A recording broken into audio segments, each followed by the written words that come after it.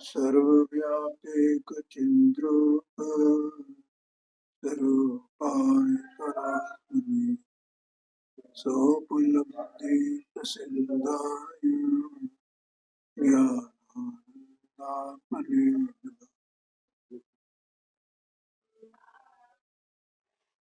प्रभु संसार जी शास्त्र में ज्ञेय तत्व प्रज्ञापन महाधिकार और उसका ज्ञान ज्ञेय विशेष अधिकार, उसमें 129 नंबर की गाथा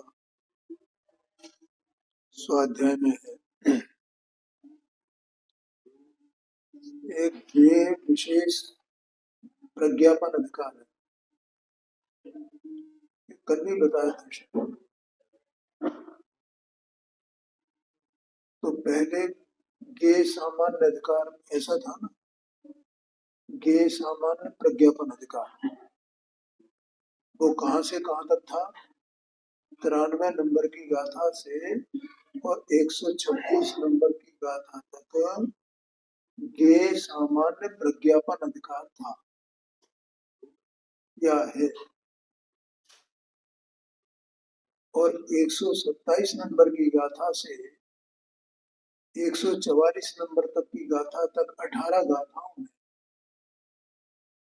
ज्ञेय विशेष प्रज्ञापन अधिकार है। ठीक है, ज्ञेय माने कोई ये कहे कि ज्ञेय सामान्य प्रज्ञापन अधिकार में ज्ञेय शब्द तो आया ही नहीं।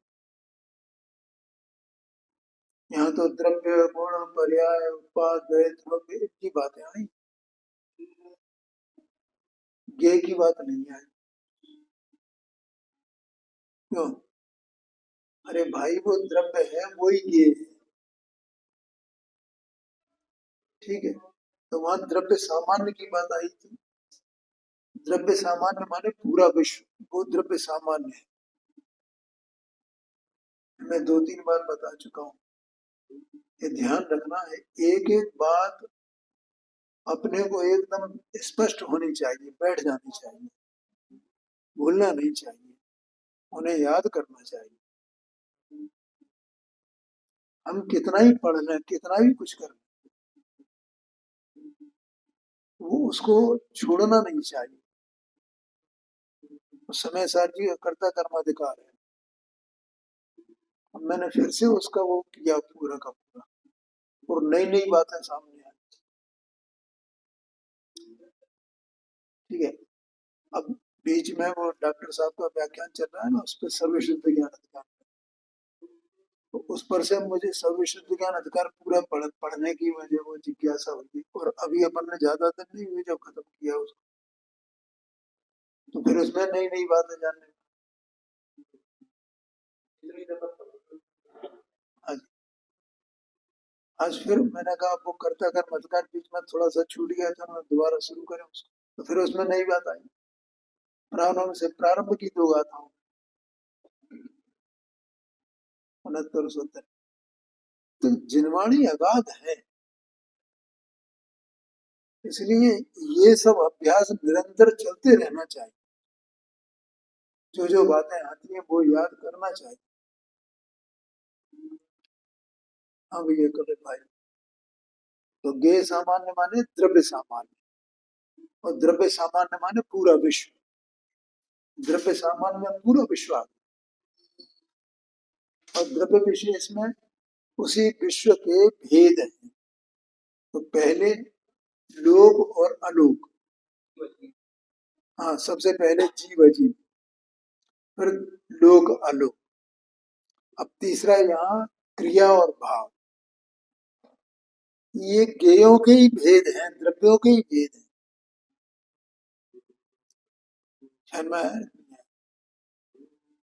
कैसे? जैसे उसकी कैटेगरी होती है ना किसी चीज की, तो द्रव्य की कैटेगरी 2 कैटेगरी में विभाजित किया उसको, जीव और अजीव की 2 कैटेगरी। फिर लोकलोक की दो कैटेगरी बनाई।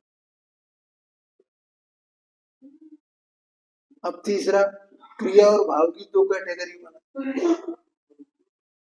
दो प्रकार के भाव हैं, एक क्रिया भाव और एक भाव रूप भाव। तो यहाँ क्रिया रूप भाव क्या है और भाव रूप भाव क्या है, और इन दोनों का या दोनों में से किसी एक भाव का अवलंबन करने वाले कौन कौन से द्रव्य हैं, कौन कौन से गेय हैं, ये जानना है।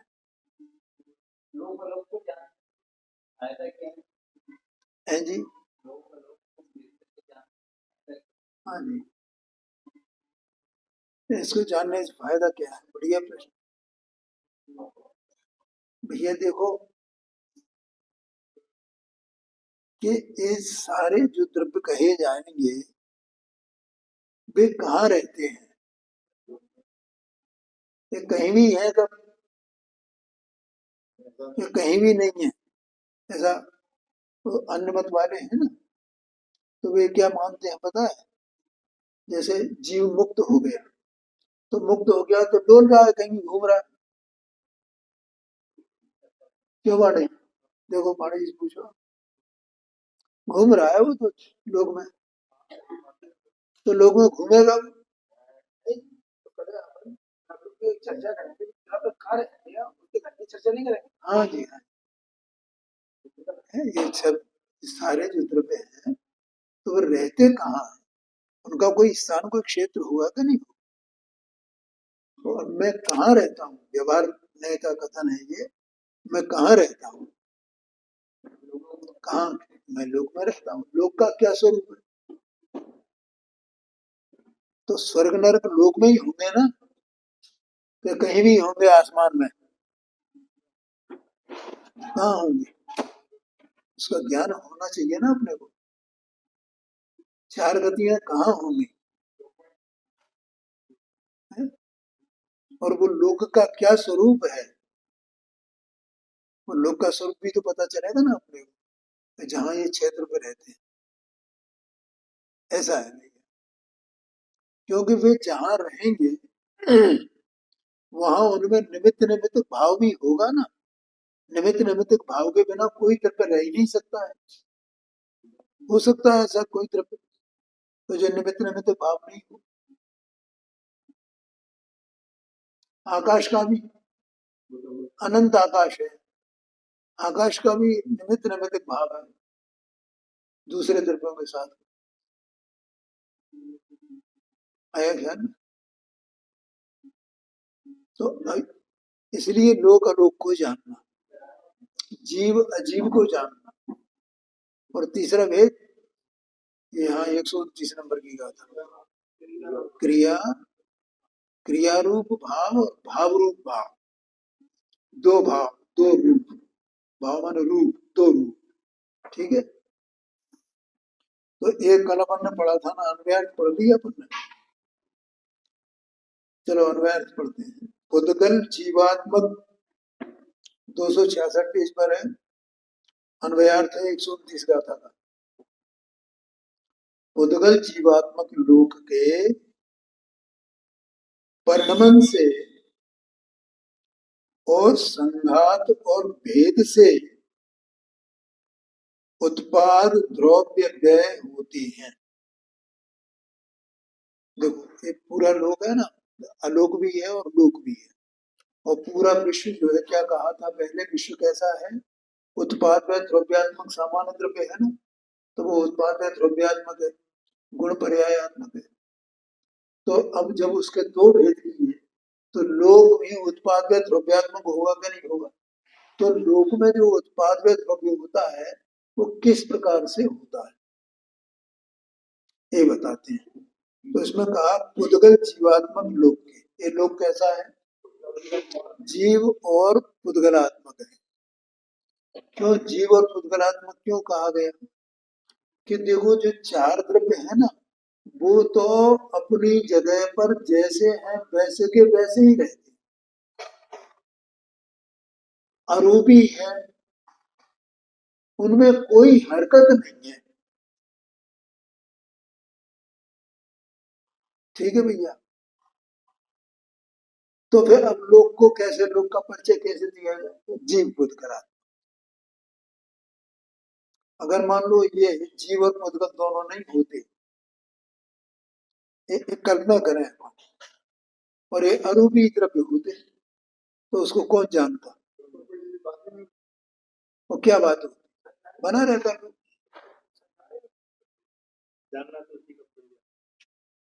है ना? ऐसा समझना। तो जीव पुद्गलात्मक लोक के परिणमन से, अर्थात जीव और पुद्गलों के परिणमन से, जीव पुद्गलात्मक लोक के परिणमन से का मतलब क्या हुआ? जीव का परिणमन और पुद्गल का परिणमन, इनसे और संघात और भेद से, संघात माने और भेद माने बिखर बिखर जाना, अलग अलग हो जाना, उत्पाद द्रव्य व्यय होते हैं। उत्पाद व्यय द्रव्य हो रहे हैं जीव और पुद्गल में, उसका कारण ये है, इससे उनमें उत्पाद व्यय द्रव्य होते हैं, और इसलिए वो लोग जो है वो उत्पाद व्यय द्रव्यात्मक बना रहता है। अब देखिए टीका है यहाँ पर, कोई द्रव्य भाव तथा क्रिया वाले होने से, कोई द्रव्य तो ऐसे हैं जो भाव वाले भी हैं और क्रिया वाले भी हैं, और कोई द्रव्य केवल भाव वाले होने से, कोई द्रव्य ऐसे हैं जो केवल भाव वाले हैं, वे क्रिया वाले नहीं है, और कोई द्रव्य ऐसे हैं जो क्रिया वाले भी हैं और भाव वाले भी हैं। इस अपेक्षा से द्रव्य का ये भेद है, ठीक है, ये जो भेद लोग जो क्रिया और भाव की अपेक्षा से जो भेद किया जा रहा है, वो इस अपेक्षा से भेद है द्रव्य का, द्रव्य सामान्य का विशेष है ना ये भेद। वहां उद्गल तथा जीव, उद्गल और जीव ये दो वस्तु भाव वाले तथा क्रिया वाले हैं। उद्गल और जीव दो द्रव्य कैसे हैं? माने जीव भी भाव वाला और क्रिया वाला है, और पुद्गल भी भाव वाला है और क्रिया वाला है। क्यों है? क्योंकि परिणाम द्वारा नंबर एक, और नंबर दो संघात और भेद के द्वारा वे उत्पन्न होते हैं, टिकते हैं और नष्ट होते हैं। क्या मतलब? कि भाव वाला होने से तो वे परिणाम वाले हैं, परिणाम से उत्पाद वे द्रव्य रूप होते हैं। क्या लिखा है यहाँ पे? तो उत्पन्न होते हैं, टिकते हैं और नष्ट होते हैं। उत्पन्न होना माने उत्पाद, टिकना माने द्रव्य, और नष्ट होना माने व्यय। ठीक है, तो एक तो परिणाम, परिणाम के द्वारा भी दोनों, उनमें परिणाम होता है। ठीक है, तो परिणमन से वे उत्पाद व द्रव्य वाले हैं, एक बात। दूसरी बात, संघात और भेद के द्वारा जो पुद्गल हैं, तो पुद्गल में भेद और संघात है ना, जीव में नहीं है, लेकिन पुद्गल में तो भेद संघात है ना। और पुद्गल का जो भेद संघात है उसमें जीव निमित्त भी है, वे आपस में भी निमित्त हैं, लेकिन जीव भी निमित्त है ना संसार अवस्था में। ख्याल में आया कि नहीं? माने जीव के जो परिणाम होते हैं, उन परिणामों से उनका संघात होता है और उनका भेद होता है। ऐसा निमित्त निमित्त भाव। तो पुद्गलों में परिणाम है और भेद संघात है, जीव में परिणाम है। तो इन दोनों से वे भाव वाले और क्रिया वाले होते हैं, क्योंकि वो उत्पाद व द्रव्य रूप है। ठीक है, माने परिणाम दोनों के है। है जी, हाँ जी, हाँ है ना। तो परिणाम से तो भाव और भेद संघात से क्रिया, जीव को नहीं है ना। तो यहाँ सामान्य कथन किया गया जीव और पुद्गल के बारे में। क्या कहा? जीव और पुद्गल के बारे में यहाँ भाव का और क्रिया का परिचय कराया गया। जो पहले भाव वाले और क्रिया वाले ऐसा शब्द आया है ना, तो भाव का मतलब परिणाम और क्रिया का मतलब भेद संघात पुद्गल का, ये बता दिया, केवल इसका परिचय कराया है। अब उस क्रिया, जीव की क्रिया क्या है और कैसे होती है, ठीक है, और पुद्गल में क्रिया क्या है वो कैसे होती है, ये दोनों का ज्ञान आगे करा रहे हैं। देखो, शेष द्रव्य तो भाव वाले ही हैं, धर्म अधर्म आकाश और काल ये तो भाव वाले ही हैं। क्यों? क्योंकि वे परिणाम के द्वारा ही, बस परिणाम के द्वारा ही उत्पन्न होते हैं, टिकते हैं और नष्ट होते हैं। मानो उनमें उत्पाद द्रव्य जो होता है वो अकेले परिणाम के द्वारा ही होता है, उनमें भेद संघात नहीं होता है या उनमें परस्पंदन नहीं होता है। क्योंकि भेद संघात होता है ना, तो भेद संघात होने पर परस्पंदन होगा ही, परस्पंदन के बिना भेद संघात होगा ही नहीं। आया समझ में? भेद संघात होगा तो परस्पंदन के बिना नहीं हो सकता। अभी ये बात आगे बता रहे, देखो उसमें माने भाव और क्रिया में, तो ये कपिल भाई समझ में आ रहा है कि नहीं आ रहा? नहीं आ रहा समझ? कोई बात नहीं, अभी समझ में, अभी आ जाए समझ में। समझ में नहीं आया तो प्रश्न किया था, ठीक है, धीरे धीरे धीरे समझ में आए। बहुत कई बातें ऐसी हैं, एक तो बहुत कठिन है, जीव के पास फुर्सत नहीं है। जीव का चित्त जो है इधर उधर दौड़ता है, उसका अभ्यास इसका उधर इधर उधर दौड़ने का है, इसको समझने का भी अभ्यास नहीं, सांसारिक बातों को समझने का, बल्कि वो बिना बिना समझे ही समझता है। बोलो, हमें घर गृहस्थी चलाने के लिए क्यों, कौन समझाता है? कोई समझाता है?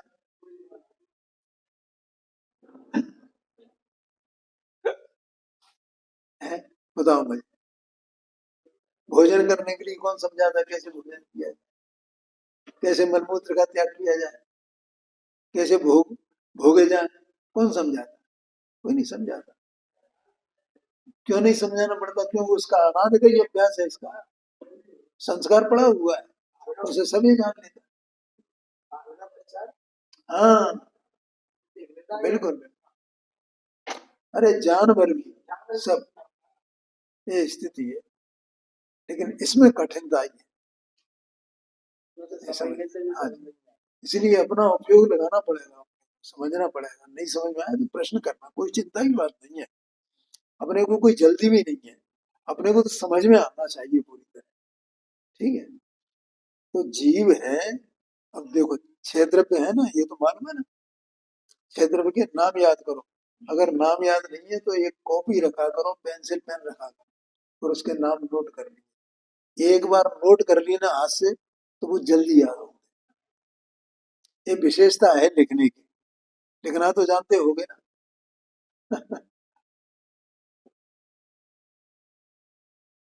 तो यहाँ तो वो जो छह द्रव्य है ना, तो जीव पुद्गल धर्म अधर्म आकाश का, ऐसे छह द्रव्य।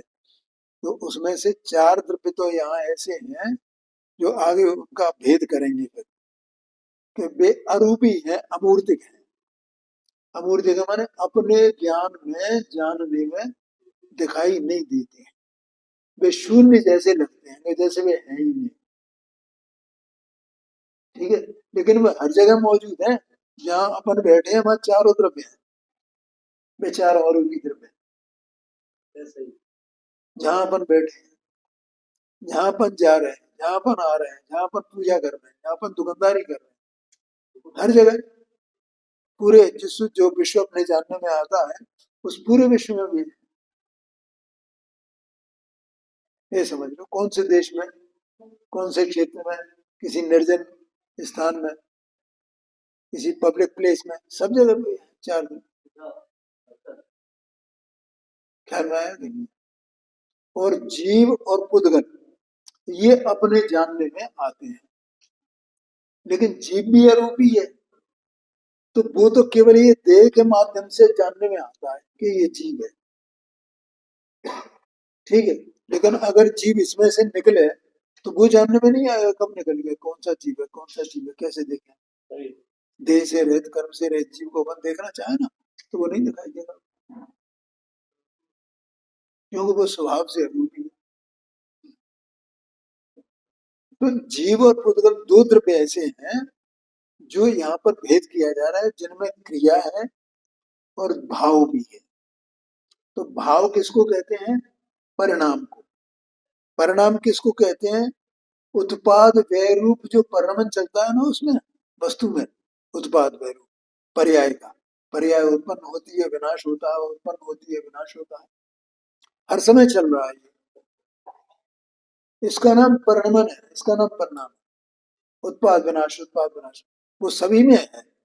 ठीक है, तो चार द्रव्यों में तो वो है ही है। क्या चीज? हाँ, द्रव्य के साथ में उत्पाद विनाश उन चारों द्रव्यों में है, इसलिए वे भाव वाले तो हैं। ठीक है, लेकिन उनमें क्रिया नहीं है। तो फिर क्रिया कैसे होती है, वो उसकी चर्चा यहाँ चल रही है।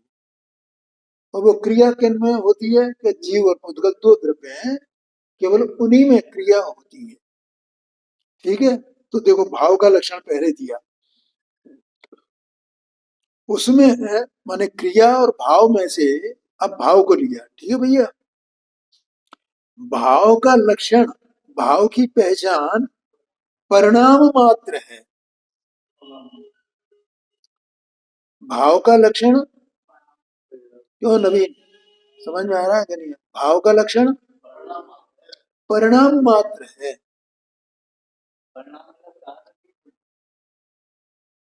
परिणाम माने उत्पाद व्यय, उसी उत्पाद व्यय को ही कार्य बोलते हैं, कि वो हर समय उत्पाद व्यय नया नया हो रहा है ना, और जो नया होता है उसे ही कार्य बोलते हैं।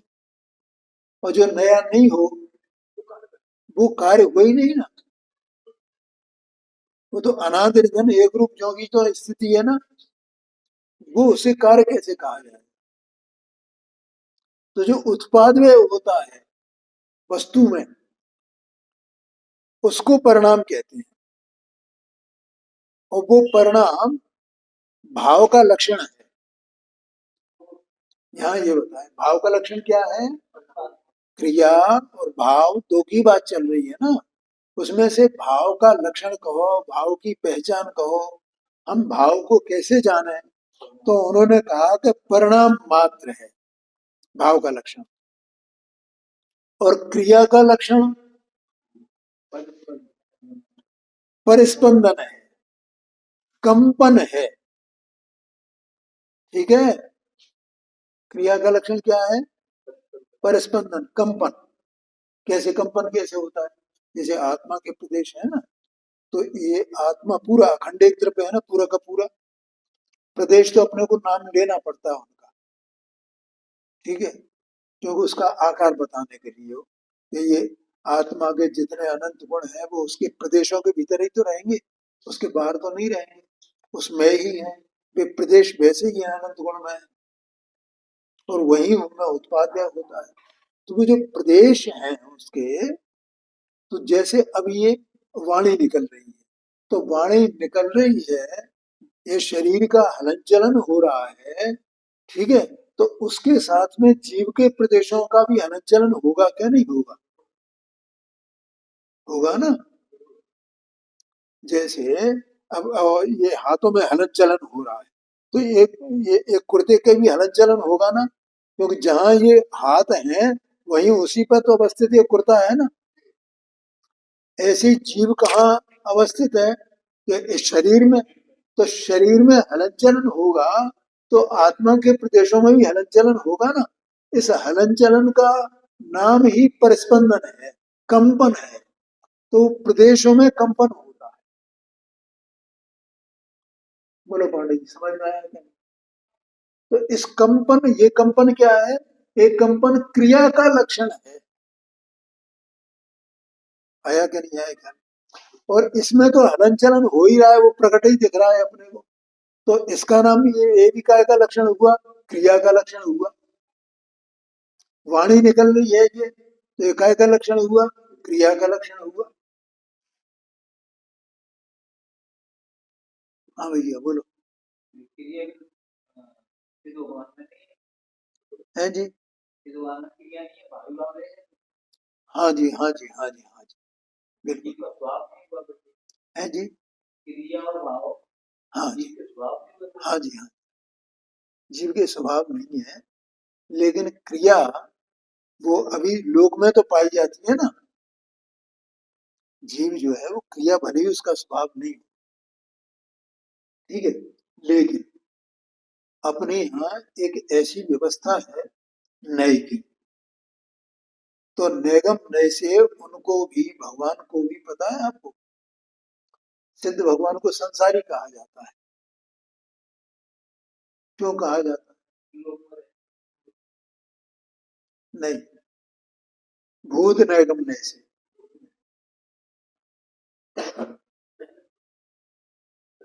है। वे जीव है ना, तो जीव है तो पहले संसार में थे कि नहीं थे? तो अब भूत नैगम नय से अभी उनको संसारी कह दो, कोई चिंता की बात नहीं। नैगम नय है ना, है? और जो अभी तीर्थंकर नहीं हुआ है, उसे भाग भी नैगम नय से तीर्थंकर कह देते हैं, राजा श्रेणी का जीव है।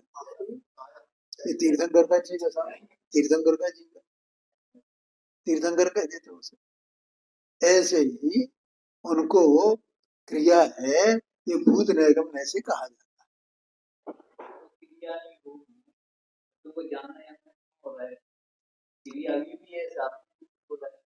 है जी।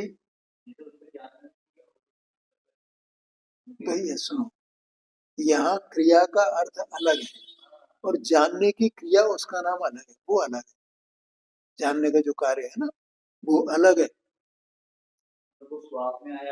हाँ जी। और जानने का क्रिया है, वो अलग है, और उत्पाद वह है, वो अलग है। क्या कहा? जानने का जो कार्य है, जानने का जो स्वभाव है, जानने का जो कार्य है, वो न्यारा है, और उत्पाद वह न्यारा है। उत्पाद वह जानना नहीं है। क्या कहा? है, क्योंकि अगर उत्पाद में जानना हो और जानना ही उत्पाद में हो, तो सभी द्रव्यों में उत्पाद में सबको ही जानना होना चाहिए। समझ में आया कि नहीं? ऐसे वस्तु है तो उसमें वो अनेकांत रूप है वस्तु, जहां जहां जैसा जैसा हो वैसा वैसा समझना, कोई परेशानी की बात नहीं है, शांति से समझना। ये बोलो, समझ में आया ना? अब देखो, छह चार द्रव्य है ना, तो उनमें उत्पाद में है क्या, नहीं? और क्रिया नहीं है, जानना नहीं है, और तो भी उनमें अन्य द्रव्यों के साथ में निमित्त नैमित्तिक भाव है क्या, नहीं है? तो निमित्त नैमित्तिक भाव अलग हो गया, क्रिया अलग हो गई, भाव अलग हो गया। इसके प्रश्न से तो आप उलझन खड़ी हो गई। हाँ, क्रिया का अब समझना है जी। क्रिया, हाँ, जैसे हम जो परिस्पंदन जो हो रहा है, हाँ जी, वो तो जैसे हम जीवों को हो रहा है, जैसे हम तो अभी तक तो ये माना भगवान को भी होता है। हाँ जी, सुख सुख का। हाँ जी, हाँ जी, हाँ जी, हाँ जी, हाँ जी, हाँ जी। अब आप लोग ये सुनो, आप क्रिया नहीं। हाँ जी, तो क्रिया वो स्वभाव नहीं है ना, लेकिन संसार में क्रिया वाला और भाव वाले दो तरह के द्रव्य हैं, उनका यहाँ भेद किया जा रहा है विश्व में, ऐसा है। ठीक है। और देखो पहले ही यहाँ कहा जीव पुद्गलात्मक इस लोक में, ऐसा कहा। तो ये किनके संबंध में ये कथन है? जिन जीवों का पुद्गल के साथ में संबंध है, उनके संबंध से ये चर्चा की जा रही है, उसका ज्ञान कराया जा रहा है। ध्यान में आया कि नहीं आया? और भूत निगम नय से उनकी क्रिया भी कही जा सकती है। ठीक है। अब जैसे अपने को श्वासोच्छ्वास होता होता है, तो उनको होता है क्या? उनको नहीं होता है, श्वासोच्छ्वास ही नहीं होता है, कोई हलन चलन उनको होता ही नहीं है। लेकिन पहले उनके प्रदेशों में ऐसी योग्यता तो है ना अभी कि वो हलन चलन करे, वो स्वभाव तो है प्रदेशों का ना, या नहीं है? है, लेकिन वो उस कार्य रूप नहीं है, वो अभी वो परस्पर रूप क्रिया नहीं हो रही है, लेकिन वो योग्यता तो है ना उसमें, बस। हाँ जी, हाँ जी, इसलिए उसको भूत नैगम्य से अपन कह सकते हैं, वो भी क्रिया वाले हैं। यहाँ मतलब वो जो प्रदेश है ना, तो प्रदेश में कंपन का स्वभाव है कि नहीं? अच्छा, इसके प्रदेशों में कंपन का स्वभाव है, लेकिन धर्म धर्म आकाश और काल इनके प्रदेशों में कंपन का स्वभाव है नहीं है।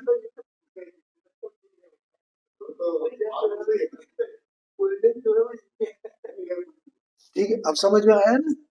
मैंने प्रदेशों में प्रदेश हैं, तो जीव के प्रदेश ऐसे हैं जिनमें कंपन करने का स्वभाव है, कि वो निमित्त को पा करके कंपन करें। अब वहां वो निमित्त नहीं है तो कंपन नहीं हो रहा है, नहीं हो रहा तो कोई बात नहीं है। निमित्त मिले तो कंपन करने लगेंगे, लेकिन निमित्त ही नहीं है वैसा, जो निमित्त था वो छूट गया पहले, ऐसा आशय है। अब तो मेरे ख्याल से स्पष्ट हो गया होगा, ठीक है ना? तो अब यहाँ कह रहे हैं भाव का लक्षण परिणाम मात्र है और क्रिया का लक्षण परिस्पंदन। वहां समस्त ही द्रव्य भाव वाले हैं, सारे द्रव्य, छह द्रव्य वे भाव वाले हैं, क्योंकि परिणाम स्वभाव वाले होने से परिणाम के द्वारा अन्वय व्यतिरेकों को प्राप्त होते हुए वे उत्पन्न होते हैं, टिकते हैं और नष्ट होते हैं। क्या है? सबके सब कैसे हैं? परिणाम स्वभाव वाले हैं। ठीक है, सारे द्रव्य पढ़ लीजिए, परिणाम स्वभाव वाले हैं, परिणाम स्वभाव वाले। परिणाम स्वभाव का मतलब उत्पाद में द्रव्य, उसको परिणाम कहा गया भैया। ये पहले निकल गया इसमें। परिणाम स्वभाव माने उत्पाद व द्रव्य, ये परिणाम है द्रव्य का।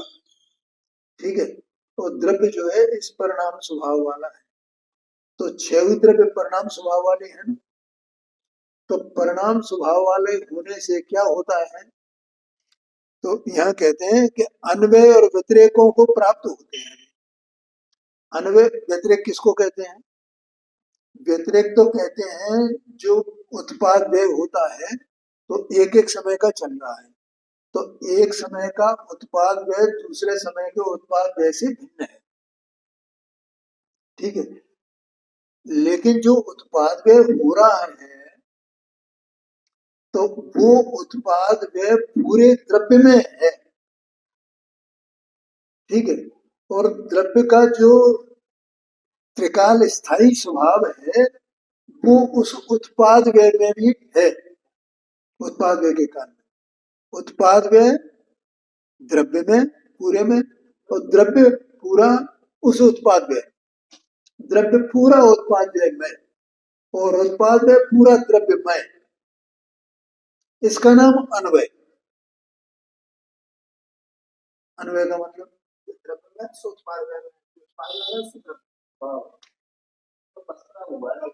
हाँ जी, जैसे आत्मा ये वस्तु है ना, तो इसमें इसका जानना स्वभाव, पूरे पूरे द्रव्य का ज्ञान स्वभाव। अब इस ज्ञान स्वभाव में जानने का परिणाम अपन देखें तो वो उत्पाद के रूप में एक समय करके जानना जानना जानना जानना ऐसा हो रहा है, उत्पाद के रूप में है ना। क्या कहा? उत्पाद के रूप में जानना, उत्पन्न होता है जानना, समाप्त होता है जानना, उत्पन्न होता है जानना। अब वो जो जानना जानना जानना जानना जानना जानना ऐसा जो कार्य चल रहा है उत्पाद के रूप से, तो उसमें जो स्वभाव है वो पूरा पसरा हुआ है कि नहीं पसरा हुआ है? और जो जानना जानना जानना जानना ऐसा जो कार्य हो रहा है तो पूरे द्रव्य में ही पसरा हुआ है कि नहीं पसरा हुआ है? ठीक है ना। तो वो पूरा का पूरा उत्पाद व्यय भी पूरे द्रव्य में और द्रव्य भी पूरे उत्पाद व्यय में, तो भी द्रव्य उत्पाद व्यय में आता नहीं और उत्पाद व्यय द्रव्य का होता नहीं। उत्पाद व्यय का ही उत्पाद व्यय होता है, द्रव्य का उत्पाद व्यय नहीं होता है। हाँ जी, अकेला द्रव्य उत्पाद व्यय रूप नहीं हो जाता है, ध्यान में आएगा नहीं, ये द्रव्य का ही उत्पाद हो जाए, द्रव्य का ही व्यय हो जाए, ऐसा भी नहीं होता। और उत्पाद व्यय में द्रव्य नहीं आता है, या द्रव्य व्यय में चला गया या द्रव्य उत्पाद में चला गया, ऐसा भी नहीं होता। इसका नाम है अन्वय। तो अभी वो उत्पाद व्यय आपस में मिलते नहीं है, पर्याय एक समय की एक होती है ना, तो एक पर्याय एक समय के लिए टिकेगी, दूसरे समय दूसरी पर्याय आएगी, इसका नाम व्यतिरेकीपना है। बोलो समझ में आया? तो यहाँ इससे ये परिणाम स्वभाव सिद्ध होता है द्रव्य का। तो ये परिणाम स्वभाव सभी द्रव्यों में है ना, जीव बुद्ध धर्म धर्म आकाश काल, क्योंकि वे परिणाम स्वभाव वाले हैं, स्वभाव से ही ऐसे हैं सब द्रव्य। वे नहीं हो ये कैसे संभव है? ये तो पहले सिद्ध हो गया ना कि परिणाम स्वभाव वाले सभी द्रव्य हैं, चाहे आकाश हो चाहे काल हो, सभी द्रव्य है। वो आकाश अनंत प्रदेशी और काल एक प्रदेशी पांडे जी, लेकिन परिणाम स्वभाव दोनों का बराबर था। कहाँ अनंत प्रदेशी और कहाँ एक प्रदेशी, लेकिन परिणाम स्वभाव सब में उत्पाद है द्रव्य, उत्पाद है द्रव्य, उत्पाद है द्रव्य। इस प्रकार से वे उत्पन्न होते हैं, टिकते हैं और नष्ट होते हैं, और इसी का नाम भाव है कि वे भाव वाले हैं। परिणाम, उनका भाव का लक्षण क्या बताया?